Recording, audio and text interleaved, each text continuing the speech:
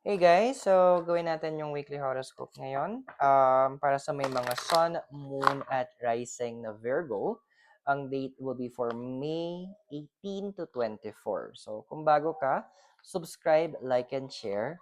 Kung hindi mo alam yung sun, moon, or rising sign mo, sa dulo ng video may link tayo para mapanood mo to. Readings are for guidance purposes. Use your free will wisely.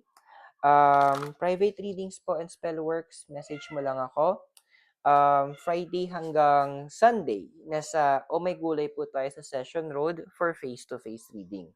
So, this is a progressive reading. Ibig sabihin, in about an additional 1 to 2 weeks pa, magkakaroon ng extension reading or mararanasan mo pa siya. So, ano ba yung na-expect natin, Virgo? So, we have your number 18, serendipity. Yung favorite line ko talaga nung isang villain, well, well, well. Yeah. Ayan. Kung kilala mo siya, si Maleficent yon. So, ayan. Medyo magma-Maleficent muna tayo, ha? My dear. Kasi what the cards are saying na, andon ka na siguro sa point ng puno ka na. Andon ka na sa point ng irritable ka na. Andon ka na sa level ng, yung sinasabi lang, sobra na, tama na. So, what I'm seeing here with the card of serendipity, may mga movements ka na pinaplan, may mga movements ka na ginawa na actually, pero meron ka pang iba. Magiging progressive movements to na ipupush mo yung agenda mo, sabi ng cards. And I don't see anything wrong sa gagawin mong to. Wala naman akong nakikitang mali. Kasi, kumbaga, ang ipupush mo kasi dito is yung karapatan mo. It's yung para sa'yo. So, good luck sa kanila sa masasagasaan mo na ayaw makinig. Isang malaking good luck talaga. Yun ang masasabi ko lang. Kasi, ano with the number 25, round and round, magbe-break free ka talaga eh. Andun ka na sa level na parang, tapos ka na sa santong dasalan. Andun ka na sa santong bugbugan na talaga. Kasi,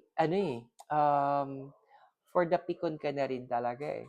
And andoon na naging patient ka naman na against other doon sa mga taong to.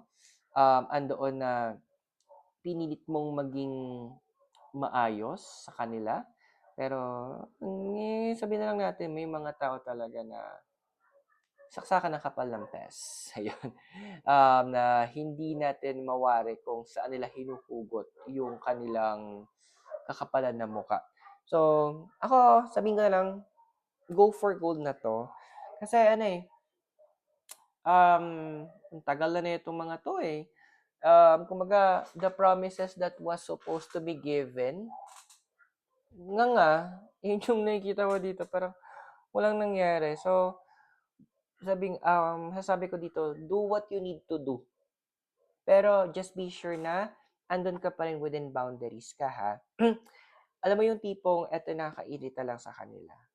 Number 13, fork in the road. Makakarinig ka ng mga linyahan na, ay, lumabas yung totoong kulay mo. Ganyan ba talaga yung totoong ugali mo? Yung ang point ko dito kasi parang, dude, um,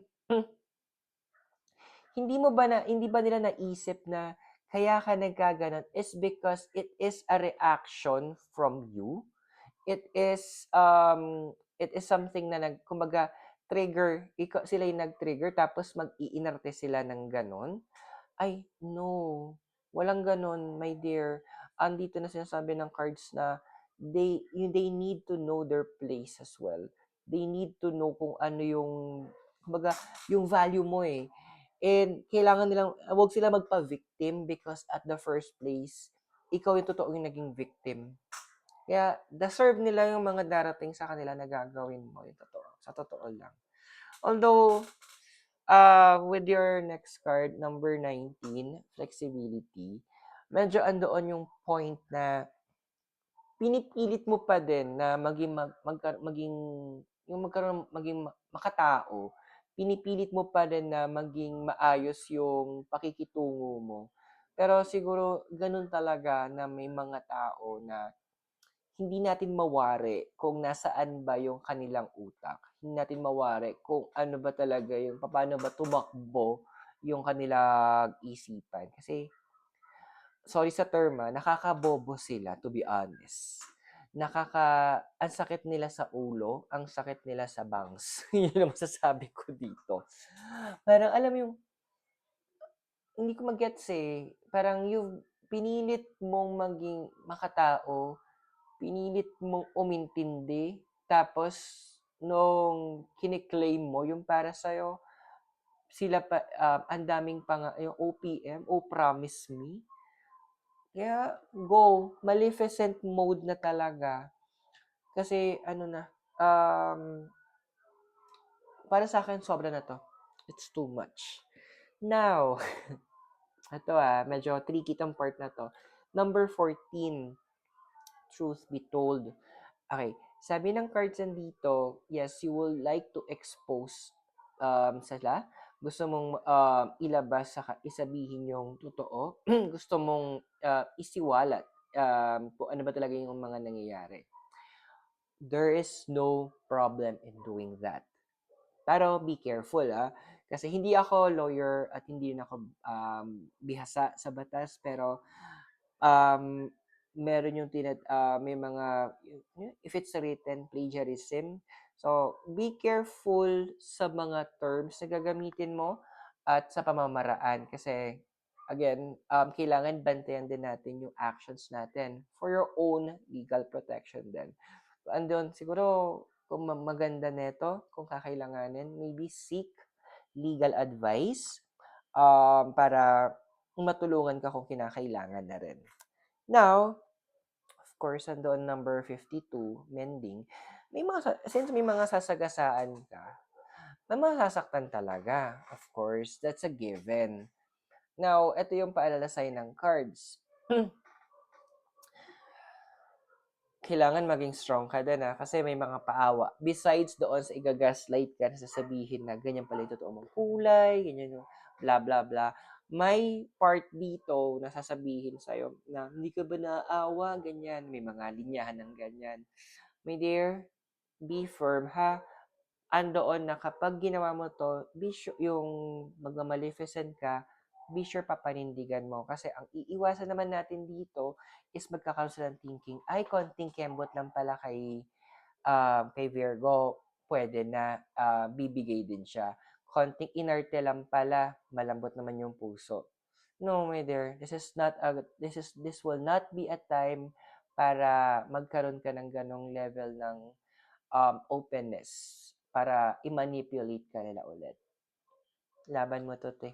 Minsan kailangan talaga manuwag tayo. Minsan kailangan nilabas yung sungay para alam nila yung position nila na dapat hanggang dito lang sila. Okay, so next natin is C, number 24, time for a nap. So, this card is actually advising din na medyo after all of this, you need to find your inner peace. After everything, andoon na, kailangan mo din i-replenish yung sarili mo. Bigyan mo ng pagkakataon yung sarili mong makahinga. Bigyan mo yung pagkakataon yung sarili mo na makaalpas mula dito. Kasi, andito na kumaga, yun yung mabigat na rin yung loob mo regarding all of the promises na binitawan. And this is siguro yun talaga, pinaka-bottom line ko, hindi kita sisisihin kapag biglang iba yung approach mo, naging dragon ka. Actually, yung deities mo, ganun din So, we have here is si Pluto, 10, completion, secrecy, and a wish to transform. And si Vesta, 11, sanctuary, purification, and a wish to isolate.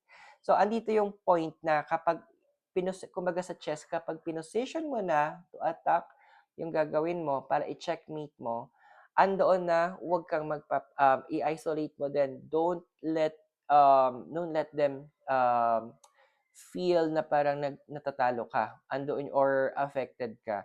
Kasi at the end of the day, kapag hinayaan mo yon, ikaw yung magiging talo ulit. Kasi manipulation, ang gagaling na mag-manipulate So, yun yung iniiwasan nating mangyari sa'yo. Okay?